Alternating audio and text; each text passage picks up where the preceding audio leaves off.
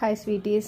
இன்றைக்கு மாண்புமிகு தமிழ்நாடு முதலமைச்சர் திரு ஜோசப் விஜய் அவர்கள் தலைமை செயலகத்தில் மாநகர் போக்குவரத்து கழகம் மற்றும் தமிழ்நாடு அரசு போக்குவரத்து கழகங்களின் சார்பில் 291 கோடியே 8 லட்சம் ரூபாய் செலவில் 250 பேருந்து நிலையங்களின் சேவையை அதாவது பேருந்துகளின் சேவையை பொதுமக்களின் பயன்பாட்டிற்காக கொடியசைச்சு துவக்கி வச்சாங்க. அதனுடைய நிகழ்வு தான் காலையில் ஃபஸ்ட்டு நடந்துச்சு. அதை முடிச்சுட்டு முதலமைச்சர் விஜய் அவர்கள் சட்டமன்றத்துக்கு வந்துட்டாங்க. சட்டமன்றத்தில் பரபரப்பான விவாதம் போயிட்டு இருந்துச்சு.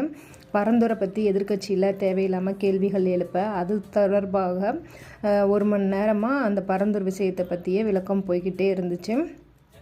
திமுக கேட்குற தவறான கேள்விகளுக்கு எல்லாமே சரியாக முகத்தில் அடிக்கிற மாணிக்கு தொழில்துறை அமைச்சர் கீர்த்தனா அவர்கள் சரியான பதிலடி கொடுத்துட்டே இருந்தாங்க. ஆதாரம் இல்லாமல் எதையுமே அவங்க சொல்லவும் இல்லை.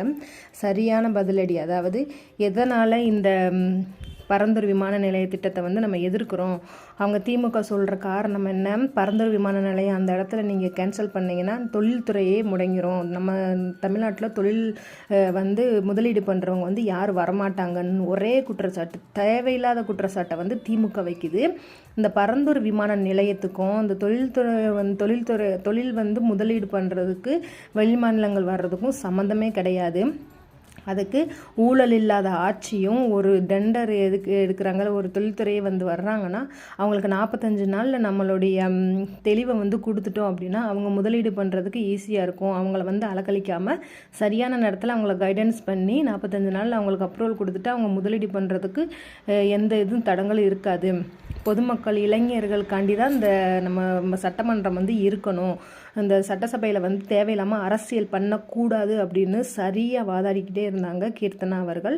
ஒரு சின்ன பையன் ராகுலுங்கிற பையன் ஏற்கனவே பரந்தூர் விமான நிலையம் அந்த இது போராட்டத்துக்கு தலைவர் விஜய் அவர்கள் போனப்போ எங்களுக்கு விமான நிலையம்லாம் வேண்டாம், எங்களுக்கு தங்குறதுக்கு இடம் தான் வேணும்னு சொல்லி கேட்டிருந்தது. அந்த பையன் சொன்னதை அந்த சுட்டி காட்டி கீர்த்தனா அவர்கள் பேசியிருந்தாங்க.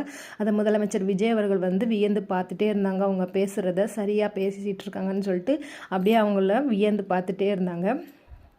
பேருந்து நிலையம் அந்த இதுக்கும் போயிட்டு, அதாவது அந்த பேருந்து வாகனங்களின் அந்த செயல்பாடையும் நிறைவேற்றிட்டு சட்டசபைக்கும் பங்கேற்றிருந்தாங்க.